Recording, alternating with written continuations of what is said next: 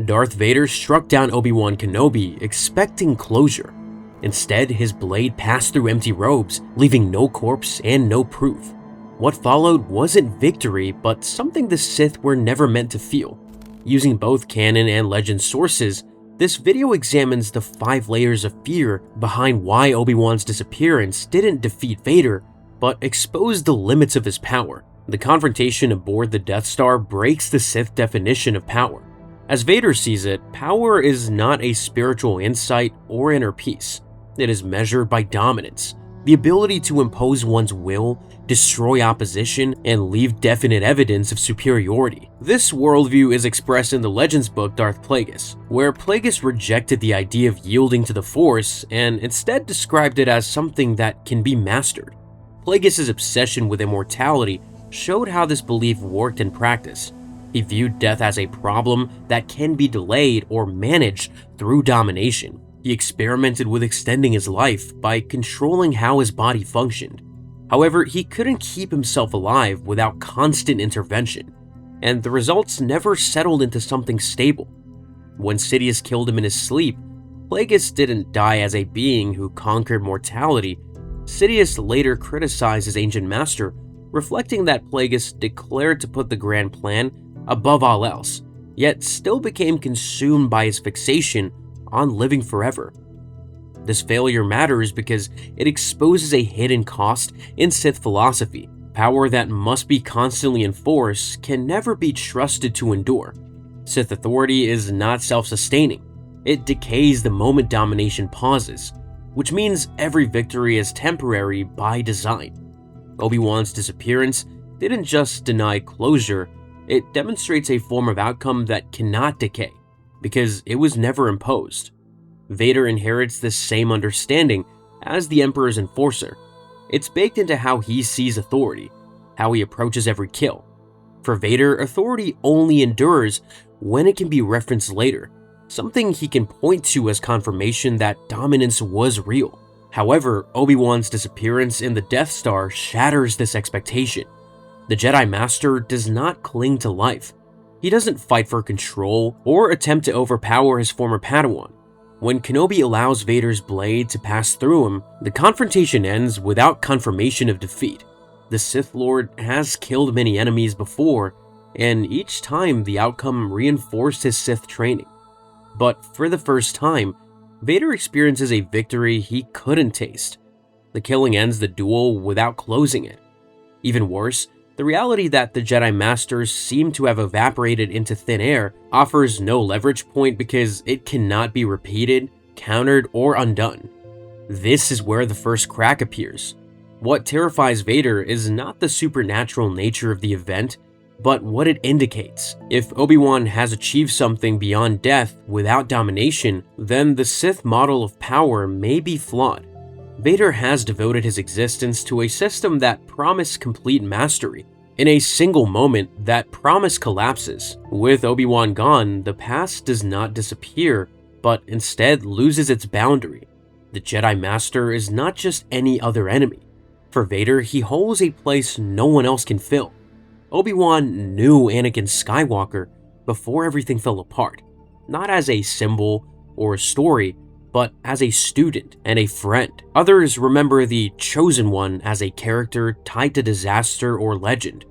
Obi-Wan remembers him as someone who was still becoming himself. In the book Lords of the Sith of Canon Continuity, the Sith Lord's inner discipline is never portrayed as healing or resolution. Pain is not something he overcomes, but something he repeatedly activates, reinforcing identity through suffering and not understanding. This makes restraining his emotions an active process, not a stable condition. Any disruption, especially one tied to his former Jedi Master, threatens to undo that structure, not because it introduces new feelings, but because it interrupts the system that keeps them buried. The Sith Lord's stability depends on containment. The identity of Anakin Skywalker is pushed down in the deepest parts of his mind and kept there, but it's never truly gone. Vader's inner life is shown as disciplined rage more than peace, pain feeding hate, hate feeding strength. Despite this routine of strict self-control, thoughts drift back to his former life. disturbing his focus. Palpatine responds by condemning this as weakness. Anakin Skywalker must remain dead for Darth Vader to fully function. Instead of quieting Vader's thoughts, meditation sharpens the conflict inside him. Every attempt to silence Anakin Skywalker forces Vader to acknowledge how much effort it requires to suppress the memories. The absence of Obi-Wan removes the last external anchor, leaving Vader alone with the identity he insists is dead, but must constantly restrain. Obi-Wan's presence makes the struggle harder. He's not just a reminder of the past, his survival anchors Anakin Skywalker in the present rather than allowing him to dissolve into myth. As long as the Jedi Master remains alive, he keeps a version of Anakin alive. In the Legends book Dark Lord: The Rise of Darth Vader, Qui-Gon speaks to Obi-Wan as a Force voice. He explains that Vader will never return to Tatooine because the planet still holds his earliest memories. The place remains dangerous to him, and being near it would weaken the barrier he trusts. Vader's physical power can't be denied, but Obi-Wan understands that his former Padawan's greatest weakness is the return of his former self. He decides not to confront the Sith Lord directly after Mustafar and continues with his self-exile. In Kenobi, another Legends book, Obi-Wan often reflects on Anakin's fall while keeping his distance. Any forced attempt to reach the Sith Lord risks pushing him further into the identity Palpatine has shaped. Meanwhile, Vader's early service to the Empire shows a bigger interest in resolving individual problems rather than advancing Sith doctrine. His actions are repeatedly motivated by the need to silence lingering doubt about his transformation.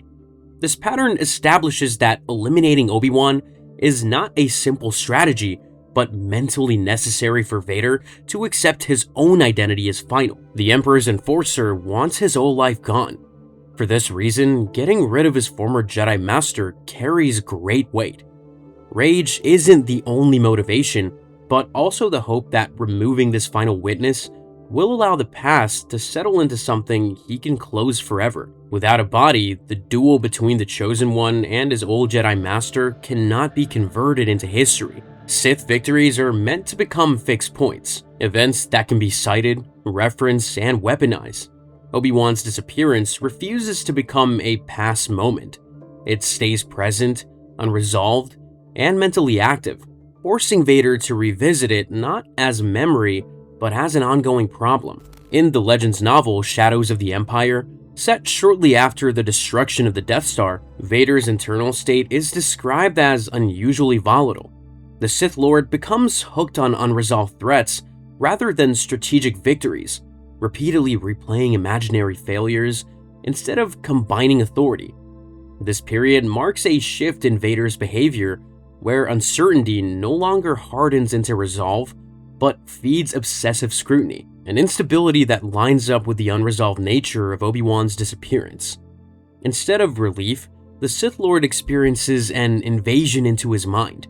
Obi-Wan has become a permanent thought, ensuring that Vader's Skywalker identity can no longer be wholly silenced. With his former master gone, the last barrier that separated the Sith Lord from the Chosen One collapses inward.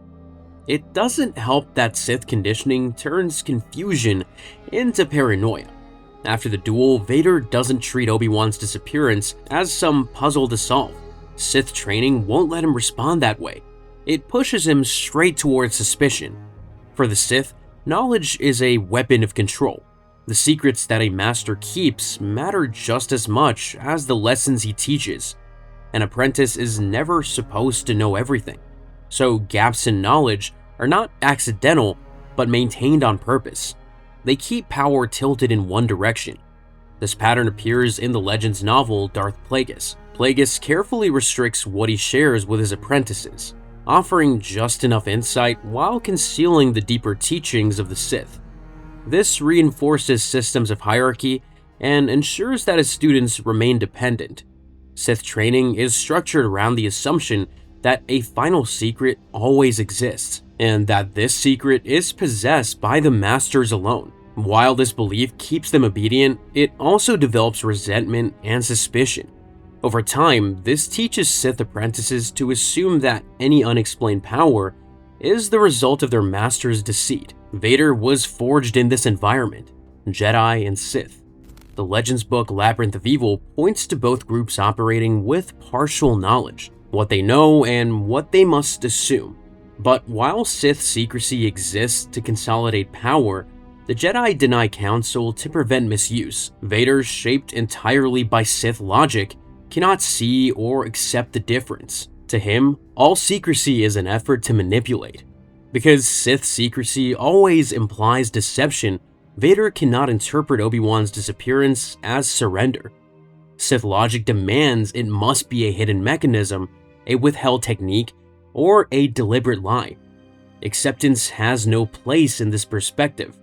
To Vader, any unexplained outcome must be proof that someone, somewhere, is manipulating the board. Vader already believes knowledge was kept from him as Anakin Skywalker. The Jedi Council limited his access to the Order's teachings. They often questioned his emotions and didn't allow him to advance his position in the Order. The quiet bitterness that grew from these incidents never disappeared. Palpatine took advantage of it and repurposed the circumstances to serve the Sith's goals. The fact that Obi-Wan's physical form vanishes revives Vader's resentment, presenting the Jedi Council's behavior and exposing any Jedi secret as intentional deception. This interpretation transforms the nature of Vader's fear. Up until now, the disturbance has been centered on disappointment, unresolved memory, and fractured identity. His old Jedi Master is no longer just a reminder of Anakin Skywalker or a challenge to Sith superiority. Kenobi becomes someone who potentially possesses knowledge beyond Vader's reach. Even more, it isn't something the Sith can pull off, or maybe his Dark Master has blinded him on purpose. Either way would require rethinking what power actually is at the basic level. Vader's fear is no longer limited to his own past or the failure of a single kill. It's directed outward, towards Obi-Wan, towards the Jedi, towards the unsettling possibility that Sith power isn't as complete as he believed. Obi-Wan Kenobi's death aboard the Death Star denies Darth Vader the demonstration of dominance. Since the death leaves no evidence of defeat, it breaks Vader's model of victory. According to the Legends novel Darth Plagueis, death exists to teach others, reinforce authority, and erase weakness. This principle continues into the Imperial era. In the book Lords of the Sith of Canon Continuity, Emperor Palpatine teaches that death must be used as a tool demanding obedience and submission. Power only becomes real when witnessed, and no killing without consequence, spectacle, or lesson is wasted effort. Throughout his service to the Empire, Vader enforces this doctrine. The canon novel Tarkin shows him conducting executions while refusing to grant pardons, proving that Imperial order is enforced rather than negotiated. Each body he breaks becomes proof that resistance carries a price. The duel aboard the Death Star produces no physical remains except abandoned robes. Vader witnesses no fear in his former master's face, no submission to the superiority of the Sith, and most critically, no corpse. From a Sith perspective, the encounter barely qualifies as a victory at all. Sith victory appears to require three elements: the death of the enemy, the witness of that death, and the fear it instills in others. Vader's strike against Obi-Wan achieves only the first. The other two are left uncertain. He cannot use the event to demand submission from others. Also, Obi-Wan's manner of departure makes the problem more complex. The Jedi Master didn't struggle for survival. He appears calm, accepting the moment on his own terms, which removes any obvious breaking point that would confirm Sith dominance. To onlookers, the duel ends abruptly without explanation. Even the stormtroopers who rush to the location are left confused. The Emperor's teachings in the canon book Lords of the Sith emphasize that power must be performed, not merely possessed. A lightsaber strike that leaves nothing behind doesn't function beyond the moment of impact. There is no use for it to compel terror in future conquests. It cannot serve as a warning to rebels who question whether to surrender or continue fighting. Obi-Wan's disappearance doesn't discourage resistance as a visible execution would. In previous confrontations, violence brought a sense of order returning. The Sith Code promises that through winning, chains are broken. Vader struggles to find victory where the defeated vanish rather than fall. Each layer of reassurance that violence once provided has fallen away. If killing Obi-Wan brings no finality, then the system that taught Vader how to end conflicts no longer works the way it should. Fear takes on new weight at this point, not because Obi-Wan appeared to escape death, but because Vader feels hollow after delivering it. That unfinished feeling carries Vader forward into the final break, where he begins sensing that Obi-Wan has moved beyond any reach the Sith might still possess. Sith power depends on interaction. It requires leverage and only works when there's something to threaten, pressure, or break. According to the Legends novel Darth Plagueis, Sith control functions through consequences. Power is consistently expressed through the ability to exploit fear, loss, and attachment. A Sith victory assumes the defeated party remains subject to influence after the duel ends. They don't stop until they find the right weakness to compel submission. By removing himself from consequence, Obi-Wan ends the cycle that Sith power relies on. By being one with the Force, Kenobi evades every pressure point Vader knows how to use. The battle finishes without anything that can be coerced or punished. Within Sith belief, the powerful always assume resistance from the weak. Even submission is useful because it confirms control. When resistance disappears, that engine has nothing to push against. In the canon novel Lords of the Sith, Vader's strength gets fueled by conflict and pressure, both internal and external. Obi-Wan's transformation removes him from the system. In Sith ideology, extended existence requires conditions. To preserve one's identity beyond death, the Sith must depend on material structures. They use rituals, hosts, artifacts, or sustain influence over others. These methods prolong their awareness by increasing dependence on the physical world. Control remains central to the process. Obi-Wan's vanishing does not resemble this pattern. In Revenge of the Sith, and reinforced through later canon material, Yoda explains that Qui-Gon Jinn discovered a path beyond physical death through communion with the Force. That path requires acceptance instead of domination. Vader can't follow it.